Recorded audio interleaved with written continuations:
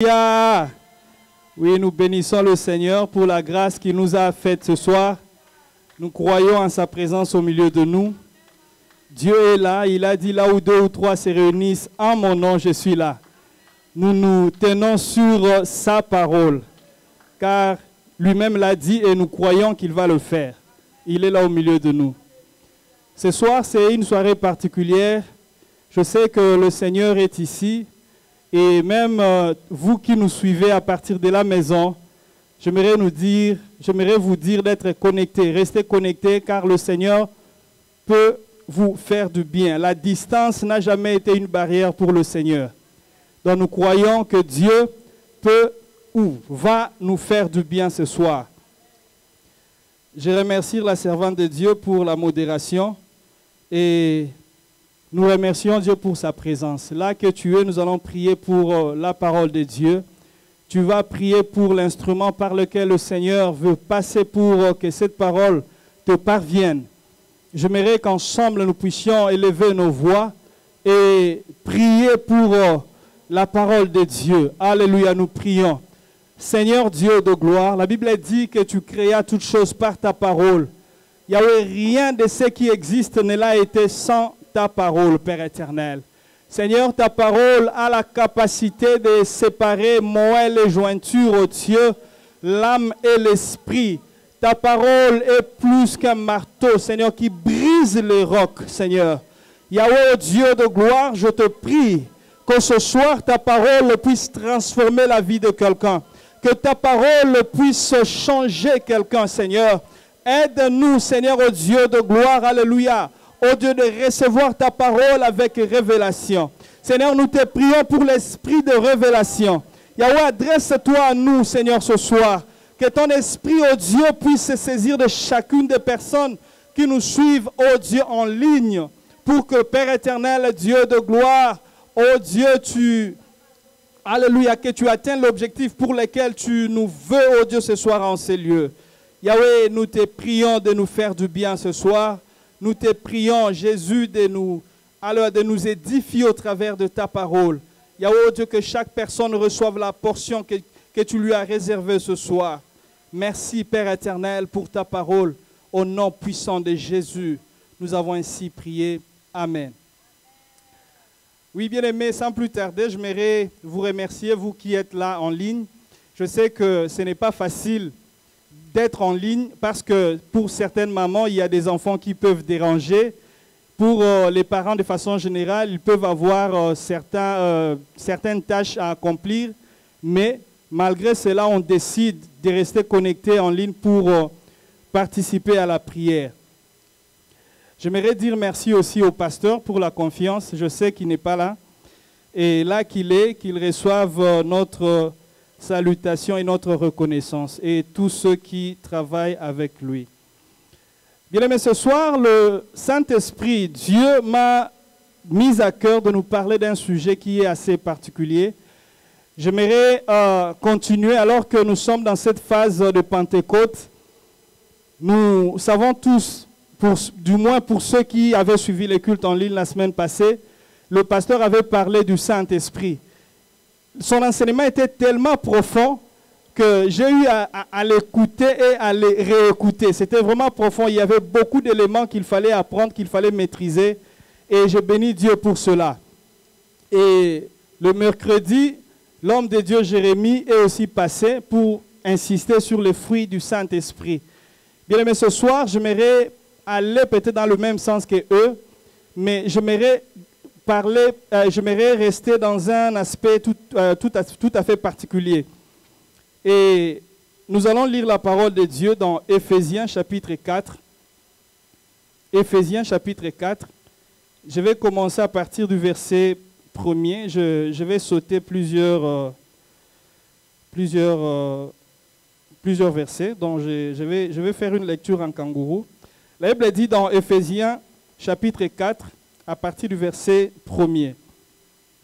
Je vous encourage donc, moi les prisonniers dans le Seigneur, à vous comporter d'une manière digne de l'appel que vous avez reçu, en toute humilité et douceur, avec patience, Supportez-vous les uns les autres dans l'amour, en vous efforçant de conserver l'unité de l'esprit par le lien de la paix. Verset 4. Il y a un seul corps et un seul esprit, tout comme vous avez aussi été appelés dans une seule espérance, celle de votre appel. Je saute, je vais lire à partir du verset 17. Non, je commence à partir du verset 13. La Bible dit, non, 12, afin de former les saints pour l'œuvre du ministère, pour la construction du corps du Christ, jusqu'à ce que nous soyons tous parvenus à l'unité de la foi et de la connaissance du Fils de Dieu, à l'état de l'homme adulte, à la mesure de la stature parfaite du Christ. Le verset 16 dit, c'est par lui que le corps tout entier, bien coordonné et uni grâce à toutes ces jointures qui les desservent, met en œuvre sa croissance dans la mesure qui convient à chaque partie pour se construire lui-même dans l'amour. Et à partir du verset 30, la Bible dit, n'attristez pas le Saint-Esprit de Dieu, par lequel vous avez été scellés pour un jour de rédemption. Verset, je peux m'arrêter là. Bien-aimé, j'ai grandi dans un environnement où on jouait à la balle dehors, on jouait au football dehors, sur des rues, pour du moins ceux qui n'ont jamais été en Afrique. Dans cet environnement, on avait tendance à jouer au football, on était tout petits, et quand les parcelles étaient, beaucoup de parcelles, les parcelles de certains amis et la nôtre étaient petites, on sortait à la rue pour jouer au football.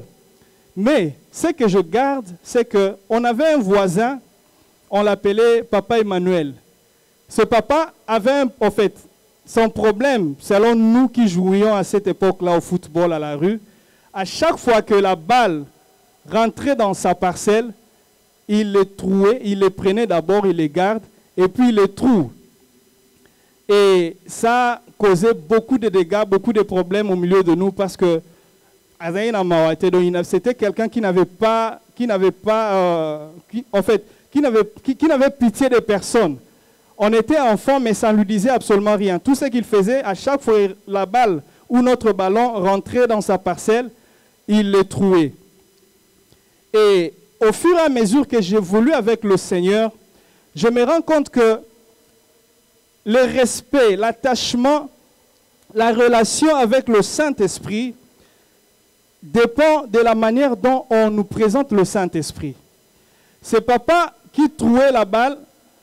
C'est juste un exemple que je donne pour dire que dans notre environnement, on peut avoir des personnes avec des mauvais cœurs qui ont laissé des mauvaises traces dans nos cœurs. Et on arrive à conclure que tout le monde est comme ça. Et on développe un certain comportement qui nous empêche d'être bons envers les autres. Et ce soir, j'aimerais nous dire que le Saint-Esprit n'est pas comme Papa Emmanuel. Le Saint-Esprit n'est pas comme un voisin méchant.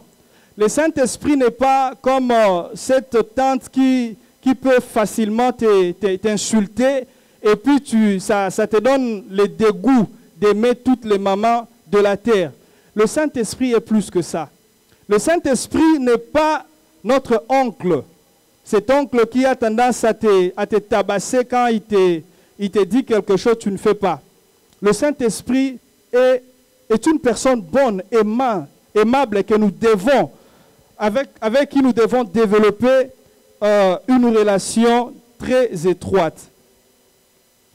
Je l'ai dit, la relation avec le Saint-Esprit est loin différente de celle qui nous unit aux hommes de la terre. Et le Saint-Esprit est Dieu. La semaine passée, le pasteur nous a aidé à comprendre beaucoup de choses, alors qu'il y a beaucoup de gens qui ne croient pas que le Saint-Esprit est une personne. Mais à ceux-là, je vais leur demander de rentrer écouter le message de la semaine passée, parce que je n'ai pas assez de temps pour parler de ça. Mais ce qui est sûr, c'est que le Saint-Esprit est une personne. On a vu qu'une personne ne peut pas une personne a des sentiments, a des émotions et qui peuvent facilement ou soit la personne peut facilement être attristée. Et dans Actes chapitre 16, verset 6, on nous présente, c'est un verset qui nous montre clairement combien le Saint-Esprit est une personne. La Bible a dit dans Actes 16, 6, empêchés par l'Esprit Saint de dire la parole en Asie, ils passèrent par la Phrygie et le pays de Galles. Ici, on nous montre comment le Saint-Esprit avait interdit aux apôtres d'aller à un certain lieu. Donc ceci nous prouve, nous voyons clairement que le Saint-Esprit est une personne. Et comme thème ce soir, je nous propose un thème que nous venons de lire, que j'ai pris dans la lecture qu'on a faite, la première lecture d'Éphésiens 4, verset 30. J'ai pris ce thème là-bas. Je vais parler de « N'attristez pas le Saint-Esprit ». N'attristez pas le Saint-Esprit. Attrister quelqu'un, c'est causer de la peine, lui donner le chagrin ou la tristesse par notre façon de faire. N'attristez pas le Saint-Esprit. Bien aimé, le combat de l'ennemi est de nous amener à nous éloigner davantage du Saint-Esprit. Christ voulait partir. Il voulait aller rentrer auprès du Père. Il a fait une promesse. Il a dit, il vous est avantageux que je m'en aille. Et quand je m'en serai allé, le Consolateur viendra. Il va vous aider dans tout ce dont vous aurez besoin. Il sera un guide pour vous. Il sera un enseignant. Il va faire tout ce que vous allez désirer. Et Christ est parti. La Bible nous dit quoi? Les apôtres sont restés au même endroit jusqu'à ce que le Consolateur était venu. Et nous connaissons l'histoire. Et l'ennemi, le sachant, connaissant la valeur, l'importance de dépendre du Saint-Esprit, qu'est-ce qu'il fait? Il pose toujours des actes pour nous amener à nous déconnecter de la personne du Saint-Esprit. Il cherche à briser notre communion avec le Saint-Esprit. C'est cela son travail de chaque jour. Donc, le diable, pour ne pas parler de lui, c'est une personne, en fait, son rôle n'est que de nous séparer de la communion avec le Saint-Esprit. D'ailleurs, la Bible dit dans 1 Pierre, chapitre 5, verset 8, qu'il rôde comme un lion rugissant, il cherche qui il va dévorer. En fait, l'objectif du fait de rôder, c'est de nous pousser à aller loin de Dieu, à ne pas dépendre du Saint-Esprit. Et pour revenir à notre thème de ce soir, comme je l'ai dit, nous devons tout faire pour ne pas attrister le Saint-Esprit. L'ennemi travaille matin, midi, soir pour briser notre communion en nous poussant à attrister le Saint-Esprit. Bien aimé, il y a un homme de Dieu qui avait, après avoir reçu le Seigneur, il a reçu le Seigneur pendant 4 ans, les 4 premières années de son ministère. C'était un bébé spirituel, si on peut le dire comme ça, mais qui avait une totale dépendance avec le Saint-Esprit. Il avait une totale dépendance au Saint-Esprit. Et qu'est-ce qui s'est passé? Pendant 4 ans, il avait terrassé l'ennemi.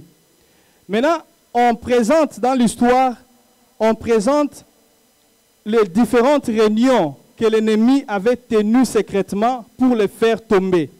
Parce que selon les échos qui arrivaient dans le monde des ténèbres, on disait, non, mais cet homme, depuis qu'il a connu le Seigneur, depuis qu'il sert le Seigneur dans cette ville, il y a des gens qui ne font que donner leur vie à Christ.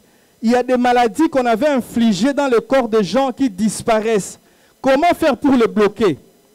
Et on dit, la personne m'a dit qu'on a essayé avec l'adultère. On a envoyé l'esprit d'adultère auprès de cet homme de Dieu. Arrivé vers cet homme de Dieu était très fort parce qu'il dépendait du Saint-Esprit. Le Saint-Esprit lui a dit, il y a quelqu'un qui, si tu reçois une femme, tout ça là, le Saint-Esprit lui a donné toutes les directives qu'il fallait. Et quand la personne est venue pour les tenter, il était déjà avisé et il n'a même pas voulu recevoir la personne. Et dans le monde des ténèbres, c'était un échec. Ils se sont dit, non, non, non. L'adultère, en tout cas, ça pas... Ça, en fait, c'est quelqu'un qui est fort. On ne peut pas l'avoir avec l'adultère. Envoyons l'esprit de l'amour d'argent. Et on a encore envoyé l'esprit. Il y a un esprit d'amour d'argent, d'attachement à l'argent qui était envoyé. Arrivé auprès de l'homme de Dieu, le Saint-Esprit de qui il dépendait lui a déjà révélé cela. Il y avait quelqu'un qui était venu lui faire un don, et le don était à un gros montant. Et on lui demandait de ne pas dire à tout le monde de le garder. Et quand il a su ça, il a dit non, non, non, moi je ne peux pas faire ça. Nous, on travaille dans la transparence, je ne peux pas garder un tel montant. Il a refusé. Et c'était encore un autre échec dans le monde des ténèbres. Et à la troisième fois, on lui a dit, bon, dans le monde des ténèbres, ils se sont entendus, ils se sont dit, mais ces messieurs ici, tous les esprits qu'on envoie pour l'attaquer, pour le faire tomber, il résiste toujours. Alors, comment faire pour l'avoir? Cette fois-ci, envoyons-lui un esprit d'orgueil. Alors, l'esprit d'orgueil est allé vers ces messieurs. Et subitement, il y avait une dame qui était venue. Juste en parlant, la dame lui a appelé frère. Et ce monsieur s'est fâché. Il a dit, mais toi, depuis quand tu m'appelles frère? Suis-je un frère? Non, moi je suis pasteur. Toute la ville me respecte. Depuis quand toi, ne m'appelles plus jamais frère? Et le monde des ténèbres était content. Ah, ok. Donc, avec l'orgueil, ça peut aller. Et cet homme de Dieu, c'était sa chute. Pourquoi? Parce qu'il avait laissé la porte ouverte. Il n'avait pas dépendu du Saint-Esprit cette fois-là. Et c'était l'échec de son ministère. Je vous épargne de détails, mais son ministère n'avait plus l'impact qu'il avait avant. Bien aimé, c'est ça le travail de l'ennemi. L'ennemi travaille d'arrache-pied. L'ennemi, peut-être tu es très fort, tu es un homme fidèle, tu es un homme, une femme qui craint Dieu, mais l'ennemi a toujours différentes formes d'attaque ou de tentation pour te faire tomber. C'est ça son travail. Et la seule personne qui peut nous aider dans ce genre de situation, puisque nous sommes humains, nous devons tout faire pour développer un attachement avec le Saint-Esprit. Car c'est lui, nous dit la Bible, il va nous enseigner de rester dans la vérité. Sans le Saint-Esprit, c'est difficile de vivre dans la vérité. L'ennemi, comme je l'ai dit dans cet exemple, il travaille matin, midi, soir, cherchant comment briser la communion avec le Saint-Esprit. Mais si nous sommes ce genre de chrétiens qui tiennent malgré tout, ils tiennent, nous dépendons du Saint-Esprit, l'ennemi sera toujours honteux et l'échec sera d'actualité dans son camp. Bien aimé, ce soir, j'aimerais juste nous pousser à dépendre du Saint-Esprit. Nous voulons gravir les échelons, nous voulons vivre, nous voulons faire des grands exploits. Sans le Saint-Esprit, ce n'est pas du tout facile. Sans le Saint-Esprit, je dirais même que ce n'est pas possible. Pourquoi? Parce que quand tu ne dépends pas du Saint-Esprit, sache-le bien que tu es à la merci de l'ennemi. C'est l'ennemi maintenant qui va te proposer des choses et puisque tu n'es plus en contact de celui qui doit t'enseigner des choses que tu ne maîtrises pas, tu vas accepter certaines propositions de l'ennemi et tu vas te retrouver loin de Dieu. Bien-aimés, dans ce passage que nous venons de lire ici, nous voyons clairement dans Éphésiens chapitre 4, nous voyons clairement, on nous dit, l'apôtre Paul qui était emprisonné, il nous présente un tableau d'une église qui devait être un modèle. Il lui fait des recommandations dans sa lettre, mais ce qui a retenu mon attention, c'est quoi? Au verset 30, il dit, alors qu'il a énuméré des choses, au verset 30 du chapitre 4, il dit, n'attristez pas le Saint-Esprit. Donc ça veut dire en d'autres termes, c'est comme s'il s'est résumé. Après avoir dit des choses à cette église d'Éphèse, l'apôtre Paul dit, non, n'attristez pas le Saint-Esprit. C'est comme s'il a juste résumé son discours en disant, n'attristez pas le Saint-Esprit. car cela n'est pas à votre avantage. Si vous attristez le Saint-Esprit, en fait, c'est l'échec, c'est la vie de la chair qui va prendre place. Mais comment pouvons-nous vivre de manière à ne pas attrister le Saint-Esprit? Ici, l'apôtre Paul nous présente deux tableaux. D'abord, il s'adresse à l'Église. Il s'adresse à l'Église en tant qu'une entité spirituelle. Et puis, il s'adresse à eux en tant que des individus. D'abord, en tant qu'entité spirituelle, ou pour ne pas attrister le Saint-Esprit en tant que, à titre collectif. Quand je dis à titre collectif, je vois plus ou moins deux personnes. Bon, là, ça nous renvoie peut-être même au couple, les gens qui sont mariés. En fait, le Saint-Esprit, son souci est de nous voir toujours unis. Le Saint-Esprit veut que nous restions ensemble. C'est ça le souci du Saint-Esprit. À chaque fois que l'unité est brisée, le Saint-Esprit est attristé. À chaque fois que l'unité est brisée, le Saint-Esprit est attristé. Si nous retournons dans ce passage d'Éphésiens 4, déjà à partir du verset 4, la Bible dit, il y a un seul corps et un seul esprit. Je m'arrête là. On dit, il y a un seul corps et un seul esprit. En d'autres termes, si on doit développer ça, on comprendra que quand il y aura deux corps, peut-être le Saint-Esprit ne sera, il n'y aura plus un seul esprit. Le Saint-Esprit ne sera pas là. Il y a un seul corps, un seul esprit. Donc si on veut avoir l'esprit, on doit demeurer unis. On doit être un seul corps. C'est ça la pensée que cache ce verset. Et au verset 16, on dit, c'est par lui que le corps tout entier, bien coordonné et uni, grâce à toutes les jointures qui le desservent, met en œuvre sa croissance dans la mesure. Donc, ce qui retient mon attention ici, on dit, le corps tout entier, bien coordonné et uni. Bien aimé, en tant qu'Église, en tant qu'une famille chrétienne, il y a une chose que nous devons savoir, le Saint-Esprit veut que nous demeurions unis. Il veut l'unité. Le Saint-Esprit travaille pour qu'il y ait toujours l'unité. À chaque fois que l'unité disparaît, bien aimé, ça attriste le Saint-Esprit. Dieu ne divise pas pour régner. Ça, c'est un principe mondain. Je peux dire même diabolique. Dieu nous unit pour régner. Le Saint-Esprit vient là où il y a l'harmonie. Là où les gens parlent le même langage. Et quand nous sommes unis, nous sommes forts et nous restons inébranlables. Bien-aimés, ce soir, je m'adresse, ce point ici nous concerne en tant qu'Église, en tant que corps du Christ. Nous devons mettre de côté nos différences. Nous devons chercher à demeurer ensemble.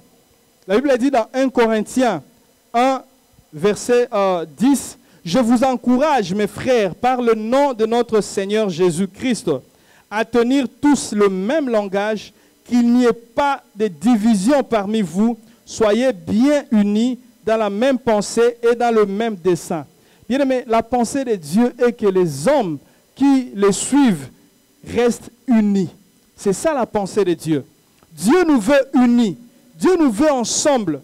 Et nous voyons, même dans la chambre haute, alors que Christ venait de partir, qu'est-ce qui s'est passé? Les gens sont restés unis. Ils sont restés unis et nous connaissons la suite. Le Saint-Esprit est descendu. Alors qu'ils étaient au même endroit, ils partageaient beaucoup de temps ensemble et le Saint-Esprit est descendu et nous connaissons, leur vie n'était plus la même. Bien aimé, chaque fois que nous sommes unis, le diable tremble. Nous faisons peur à l'ennemi. Quand nous sommes unis, des choses qui étaient impossibles deviennent possibles. Quand nous sommes unis, parmi nous, il n'y a pas de... En fait, on essaie, en langage politique, on parle de la concession. Et on essaie de céder une partie de nous pour accepter l'autre. On demeure unis, on accepte de rester ensemble. Et nous voyons la puissance de Dieu se répandre au milieu de nous. Et quand cela manque, ça pose problème et le Saint-Esprit nous n'est pas content de nous. Il y a quelques années, j'avais pris part à un mariage. J'ai été invité à un mariage. C'est un couple que je connaissais. Ils m'ont remis l'invitation. Nous sommes arrivés dans cette salle de fête. Cette soirée-là, c'était un samedi soir. Arrivé là-bas, qu'est-ce qui s'est passé? Après avoir, en fait, les protocoles nous ont fait entrer, nous ont installés. Et quand le couple marié est entré, qu'est-ce qui s'est passé? Juste après leur entrée, la salle a pris feu. Oui, la salle a pris feu. Vous imaginez les gens qui ont investi de leur argent, ils ont travaillé des années, peut-être des mois, pour préparer leur mariage. Mais ce soir-là, qu'est-ce qui s'est passé? La salle a pris feu. C'était le mariage, je crois, de la sœur Myriam et frère Jérémie. Donc la salle a pris feu et tout le monde était inquiet. Quand je dis feu, ça veut dire feu. Ça a commencé derrière, là où était assis le marié, et ça a avancé. On était tous obligés de fuir. Nous sommes venus dehors. Maintenant, tout le monde était inquiet. Tout le monde se disait, mais ça, c'est un mauvais souvenir. Mais, à notre grande surprise, le marié était toujours heureux. Il n'avait pas perdu la joie. Et quelques jours après, bon, nous, on était des amis, on s'est dit, non, ça, parce que la fête n'avait plus eu lieu. Toutes les boissons ont été perdues, les congélateurs, en fait, calcinés par le feu.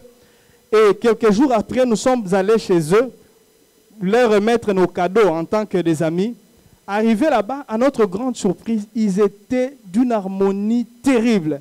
Ils étaient unis. En fait, on a essayé un peu de leur remonter le moral. Non, pour eux, en fait, ça ne leur disait rien. Pourquoi ils n'étaient pas ébranlés? Parce qu'ils sont demeurés unis. Donc, ils sont restés ensemble. Malgré l'épreuve, ils se sont dit non. Le diable ne va pas prendre le dessus sur nous. Et qu'est-ce qui s'est passé? Ils ont refusé la tristesse, ils ont refusé, ils se sont accrochés à leur Seigneur et ils sont restés inébranlables. Aujourd'hui, ils ont, je crois, 5 enfants. Et ils vivent bien, ils sont heureux. Bien aimé, j'aimerais juste insister sur le fait que le manque d'unité parmi ceux qui suivent Jésus-Christ est un élément qui donne la tristesse au Saint-Esprit. Et quand je dis c'est un élément qui attriste le Saint-Esprit, cela nous renvoie. Le verset ici que nous venons de lire, j'aimerais vraiment garder le caractère d'enseignement pour qu'on prie à la fin. C'est très important ce que je suis en train de dire parce que c'est Dieu qui me l'a demandé de le dire. J'avais plusieurs messages. Au verset 1er, nous voyons, à partir du verset 1er, chapitre 4, verset 1, nous voyons ce que la Bible a dit. « Je vous encourage donc, moi le prisonnier dans le Seigneur, à vous comporter d'une manière digne de l'appel que vous avez reçu, en toute humilité, douceur, avec patience, supportez-vous les uns les autres dans l'amour, en vous efforçant de conserver l'unité de l'esprit par le lien de la paix. » L'unité de l'esprit, c'est de ça que je suis en train de parler ici. L'unité de l'esprit. Bien aimé, nous devons tout faire pour garder l'unité qui produit le Saint-Esprit. Et quand l'unité disparaît, il y a la tristesse qui gagne le cœur de notre Dieu. Et les éléments constitutifs pour garder l'unité, les éléments qui nous aident à garder l'unité sont énumérés dans ce passage. La Bible a dit, au verset 3, je pense, au verset 2, en toute humilité et douceur avec patience. Bien aimé, on ne peut pas demeurer unis quand il n'y a pas l'humilité. Bien aimé, en fait, ce que j'ai appris dans ma marche avec Dieu, si on veut rester unis, les églises qui ont pu surmonter les épreuves, ce sont des églises dont les membres ont su s'humilier les uns envers les autres.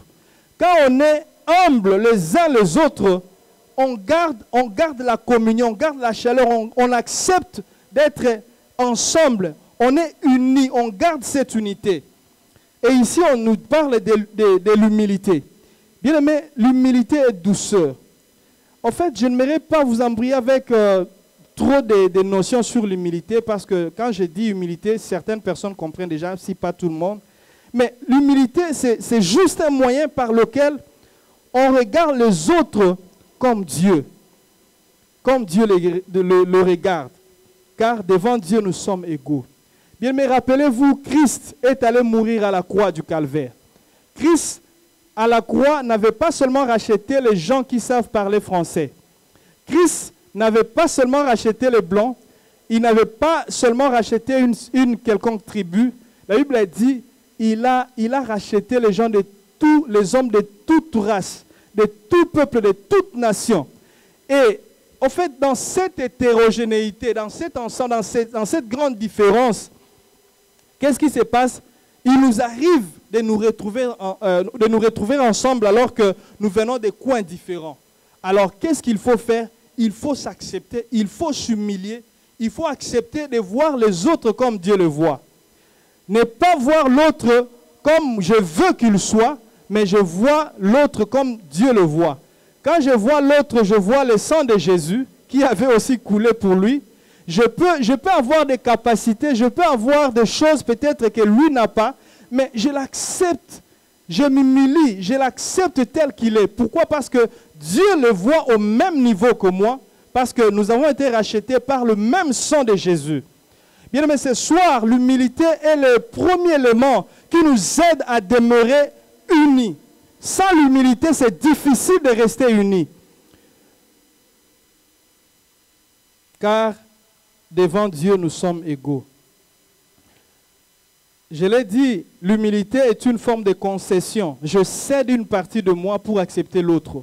Je cède mes titres et je cède tout.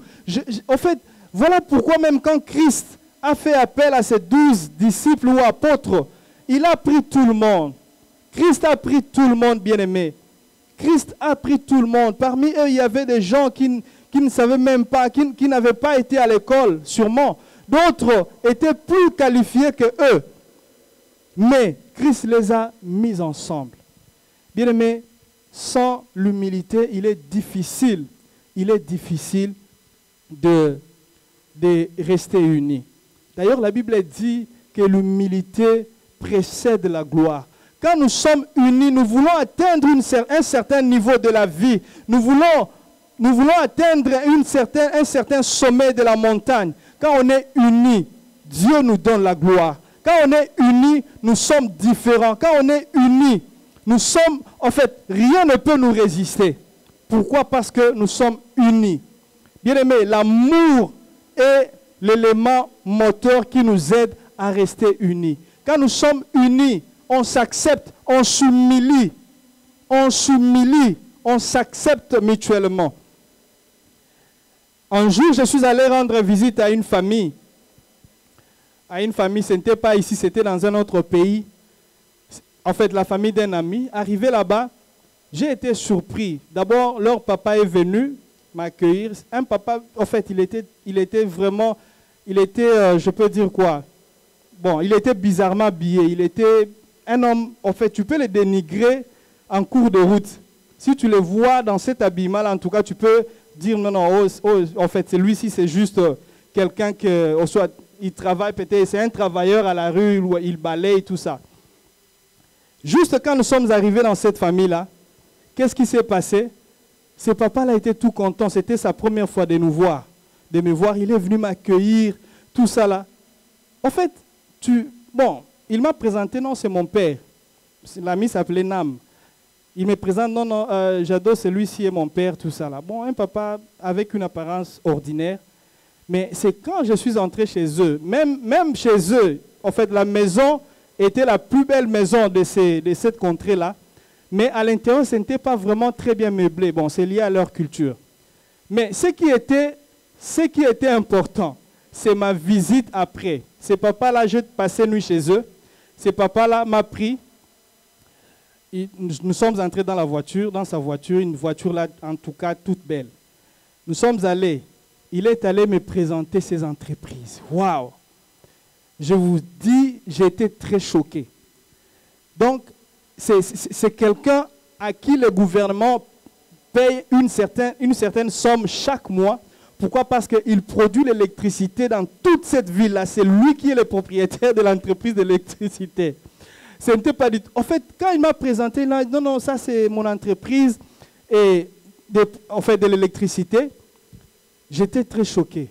Et il a dit le montant, je vous dis, j'ai eu des frissons. J'ai dit donc, ce monsieur ici par mois, le gouvernement lui donne tel montant.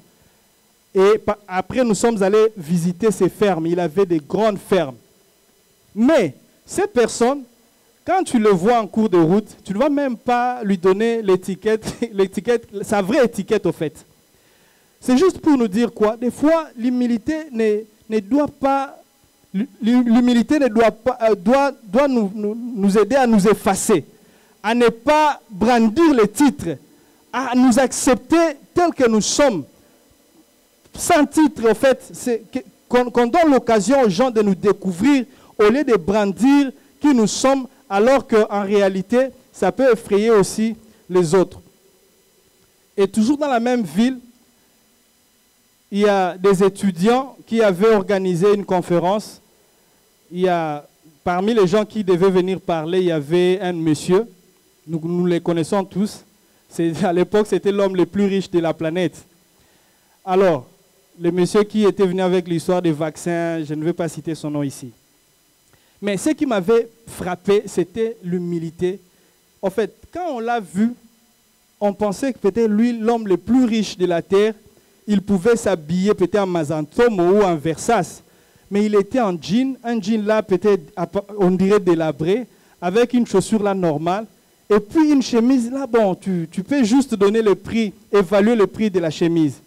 L'humilité, des fois, nous amène à nous effacer.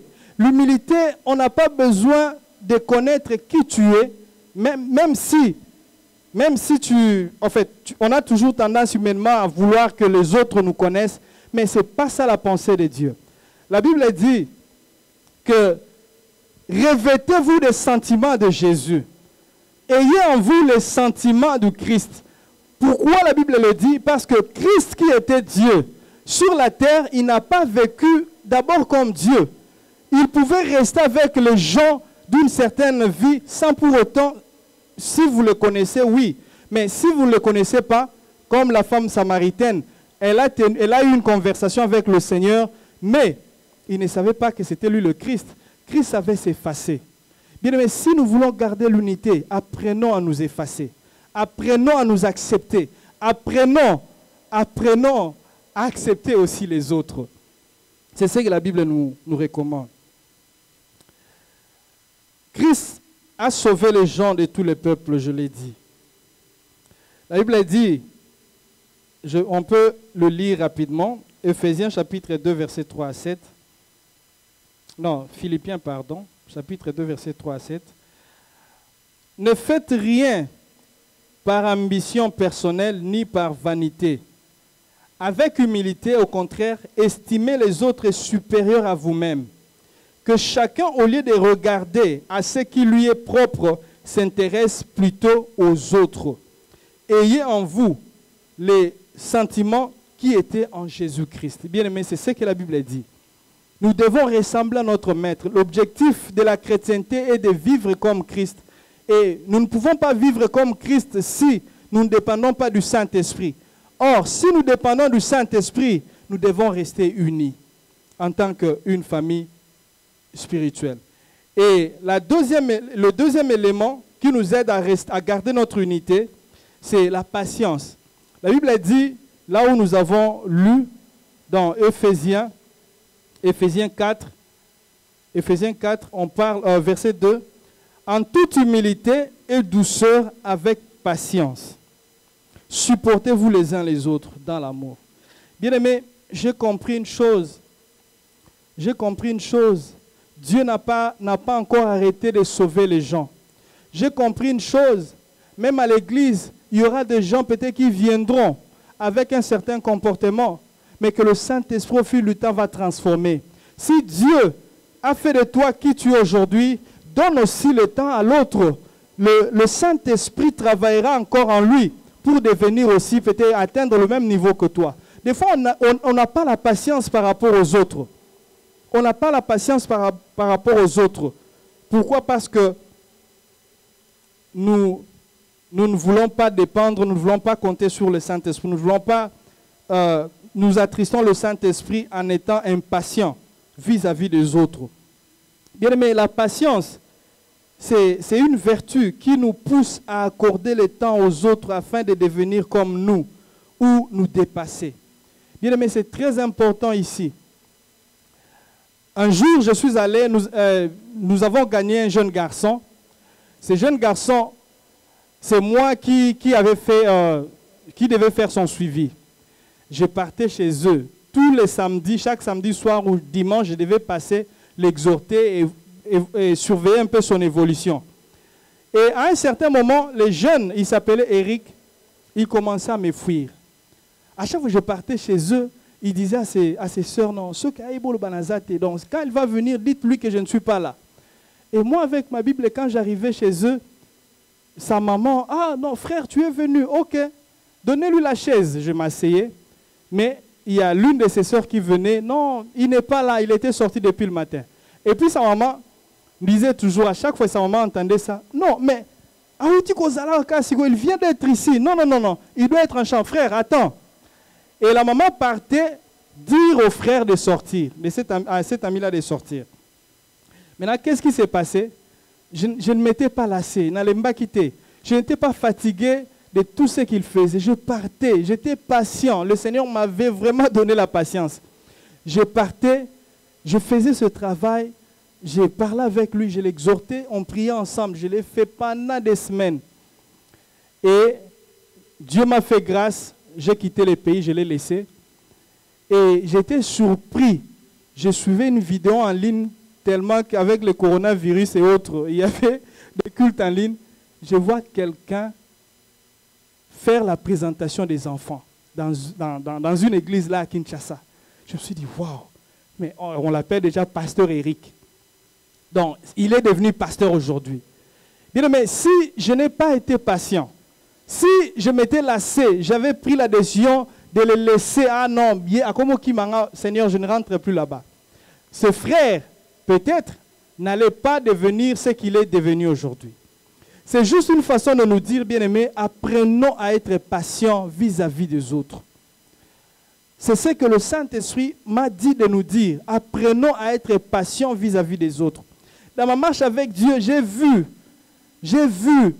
des filles de mauvaise vie être transformées et devenues des prédicatrices de l'Évangile.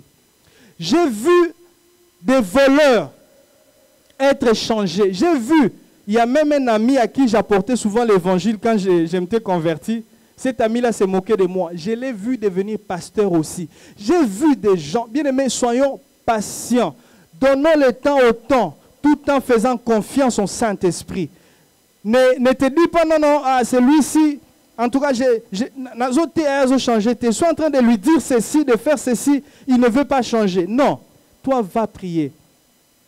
Un jour, je revenais, je n'avais pas dormi à la maison, j'avais, je crois, autour de 15 ans.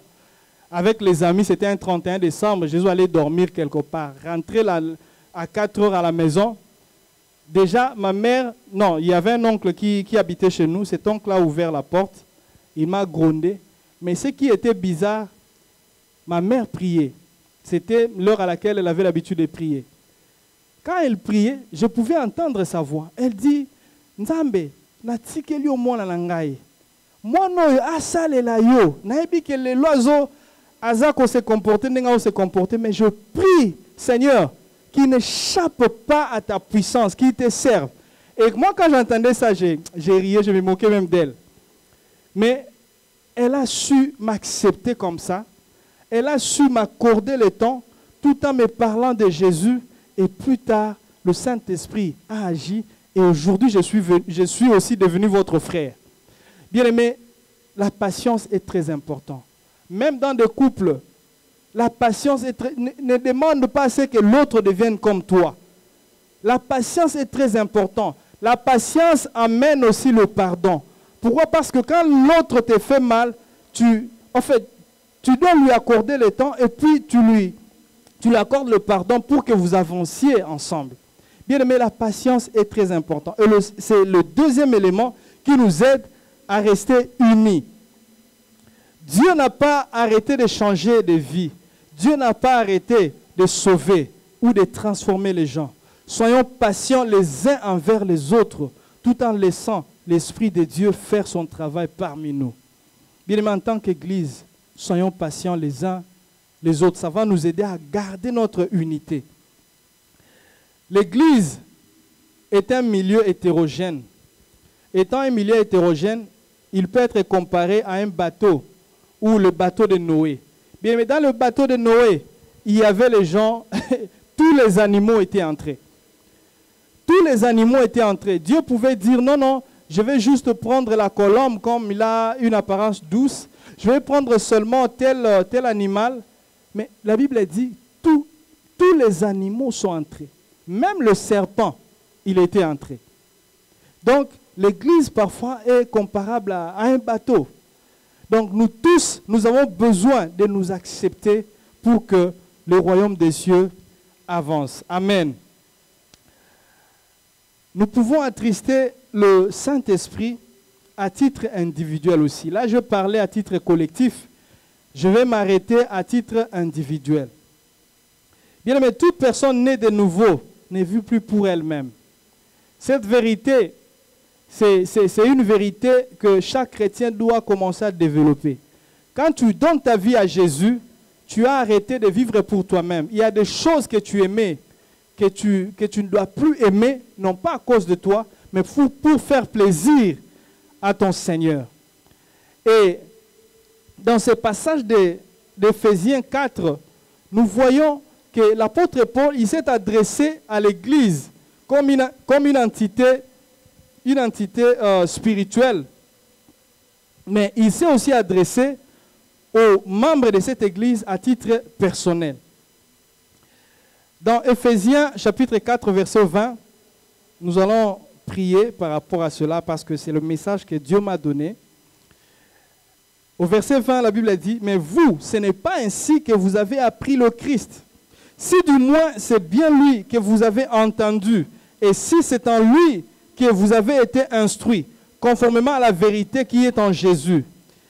Il s'agit de vous défaire de l'homme ancien qui correspond à votre conduite passée et qui périt sous l'effet des désirs trompeurs, d'être renouvelé par l'Esprit dans votre intelligence. Bien-aimés, et à partir du verset 25, l'apôtre Paul est en train d'énumérer.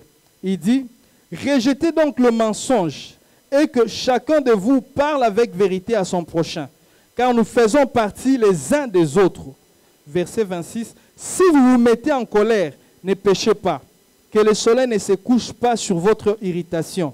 Ne laissez pas de place au diable. » Verset 28, « Que les voleurs ne volent plus, qui se donnent plutôt de la peine à travailler honnêtement de ses propres mains pour avoir de quoi donner à celui qui est dans le besoin. » Et le verset 31 dit que toute amertume, animosité, colère, clameur, calomnie, ainsi que toute malfaisance soit enlevée du milieu de vous. Soyez bons les uns envers les autres, pleins d'une tendresse, pleins d'une tendre bienveillance. Faites-vous grâce comme Dieu vous a fait grâce dans le Christ. Amen. Dans ce passage, nous voyons, on nous parle on essaie un peu d'énumérer des choses qui attristent aussi le Saint-Esprit à titre personnel. C'est vrai, il y a le péché de façon générale qui attriste le Saint-Esprit. L'apôtre Paul est en train d'énumérer quelque chose, un certain nombre de choses ici qui attristent aussi le Saint-Esprit. Il a parlé du mensonge. Nous devons apprendre à nous dire des vérités. Il a parlé de la colère qui renvoie au péché. Donc, quand tu te fâches, veille à ce que tu ne pêches pas. Et il a parlé d'ouverture d'une brèche à l'ennemi. Bien aimé, il y a des gens qui peuvent facilement ouvrir une brèche à l'ennemi. Et l'apôtre Paul dit que cela ne doit pas avoir droit de citer parmi vous. Et il a parlé des voleurs. Parlant des voleurs, bien aimés, nous avons des chrétiens qui volent Dieu à tout moment. Donc, il est chrétien, mais quand il s'agit de payer sa dîme ou de donner les offrandes, il compare Dieu à ses billes. Et ici, la Bible nous dit, quelqu'un qui vole Dieu attriste le Saint-Esprit. Quand tu voles Dieu, sache-le bien, personne ne te voit, mais c'est ta conscience avec Dieu. Quand le Saint-Esprit te dit, parce qu'il parle toujours, à moins que tu l'aies attristé au point de ne plus jamais commencer à entendre sa voix, mais le Saint-Esprit parle toujours. Quand le Saint-Esprit, tu reçois ton salaire, le Saint-Esprit te dit, non, enlève le 1/10. Tu dis, non, non, non, non, avec le 1/10, je vais acheter le lait des enfants, le lait pour les enfants, ou je vais acheter ceci, je vais mettre du carburant. Sache-le bien qu'il est attristé. Il est attristé. Bien, mais ce soir, l'objectif de ce message est de t'aider à garder une bonne communion avec le Saint-Esprit. Que tu refuses tout ce qui peut entraver ta communion avec le Saint-Esprit. Je l'ai dit au début que l'ennemi travaille d'arrache-pied. L'ennemi fait de son mieux pour que tu n'aies pas une bonne communion avec le Saint-Esprit. Mais Dieu, étant amour, il nous rappelle toujours à l'ordre parce qu'il veut demeurer avec nous. Il veut que son esprit nous conduise. Il veut que des miracles s'opèrent au milieu de nous. Et pour que les miracles soient au milieu de nous, nous devons veiller à ce que notre communion avec le Saint-Esprit soit intacte. Ce soir, j'aimerais juste t'aider à raisonner, à voir là où tu as attristé le Saint-Esprit. Et puis, prendre une décision. Nous allons prier par rapport à cela. La Bible dit aussi, dans Éphésiens chapitre 5, que imitez donc Dieu comme des enfants bien-aimés et vivez dans l'amour, tout comme le Christ aussi nous a aimés et s'est livré lui-même à Dieu pour nous en offrande et en sacrifice, comme un parfum de bonne odeur. Que l'inconduite sexuelle, que l'impureté sous toutes ses formes, ou l'avidité, ne soit pas même mentionnée parmi vous, comme il convient à des saints. Au verset 6e, il dit, que personne ne vous trompe par des discours vides, car c'est pour cela que la colère de Dieu vient sur les rebelles. Et le verset 15 dit, veillez donc avec soin à la façon dont vous vous comportez, que ce ne soit pas comme des fous, mais comme des sages. Bien-aimé, ce soir, là que tu es à la maison, je ne sais pas comment Dieu t'a parlé, mais j'aimerais juste t'inviter à prier avec moi ce soir.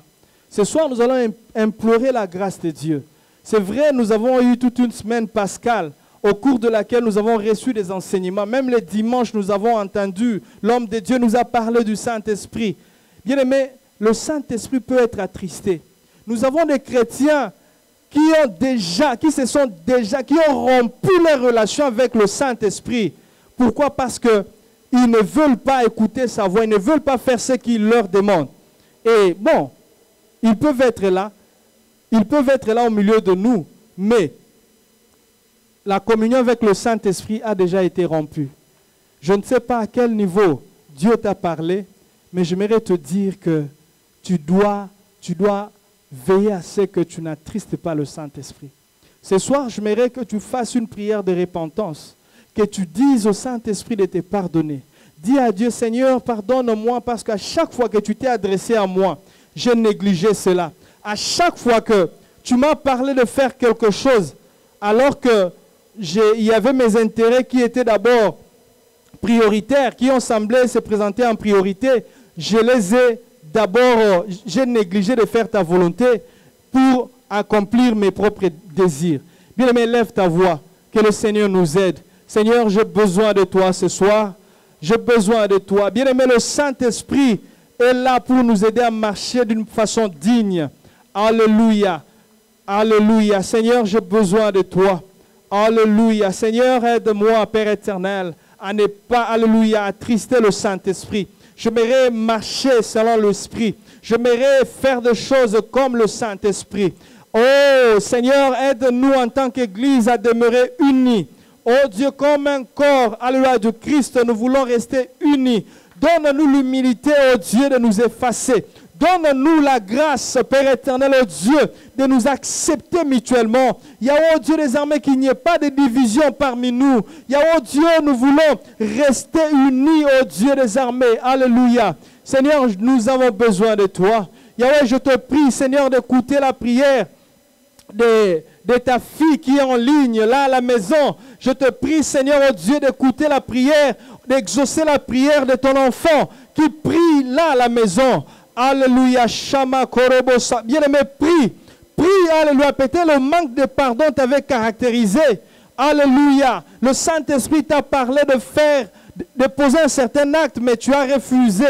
Prie que Dieu puisse te pardonner et qu'un nouveau départ soit constaté, soit établi entre toi et le Saint-Esprit. Seigneur, nous avons besoin de toi. Yahweh, alléluia. Aide-nous à rester unis, à rester saints pour toi, Seigneur, pour que ton esprit ne soit pas attristé. Saint-Esprit, aide-moi à marcher dans l'intégrité. Saint-Esprit, aide-moi à te ressembler, à te laisser la place qu'il faut. Yahweh, nous voulons vivre des miracles au milieu de nous. Nous voulons, alléluia, vivre des grandes choses parmi nous. Nous avons besoin de toi, Saint-Esprit. Nous avons besoin de toi, l'Esprit de Dieu. Nous avons besoin de toi, l'Esprit.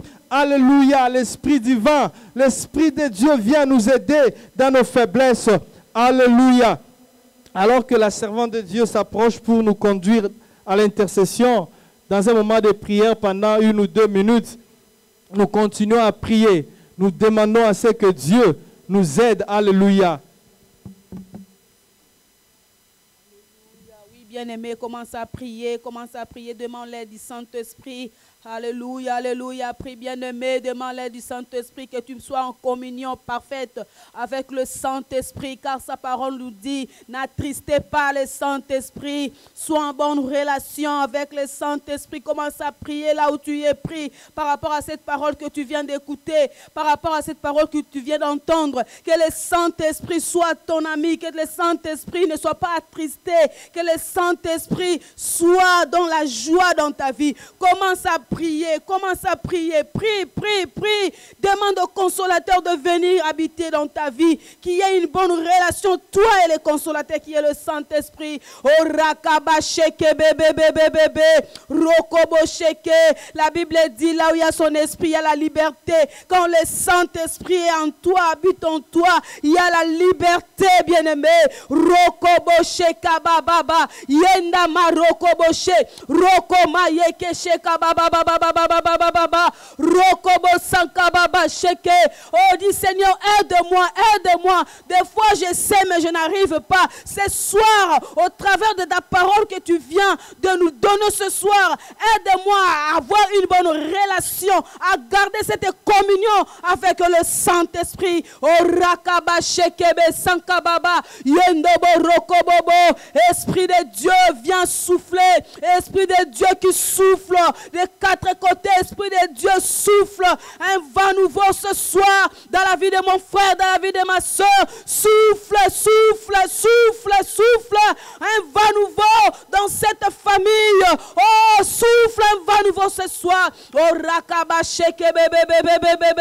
Nous voulons être rompus de ton esprit ce soir. Nous voulons être rompus du Saint-Esprit. Nous voulons être remplis afin que nous soyons en bonne communion avec le Père. Oh rakaba shekebe sankababa. Esprit de Dieu, esprit de vérité.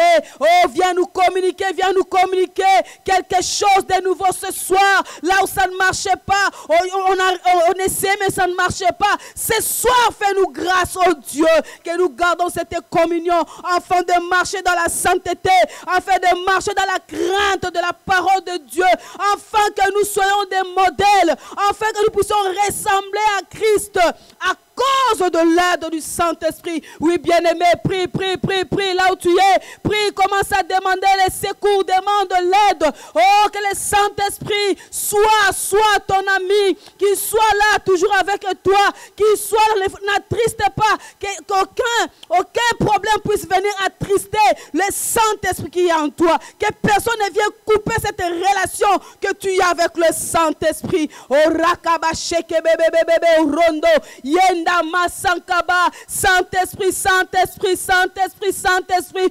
souffle un vent nouveau ce soir au nom de Jésus. Oh,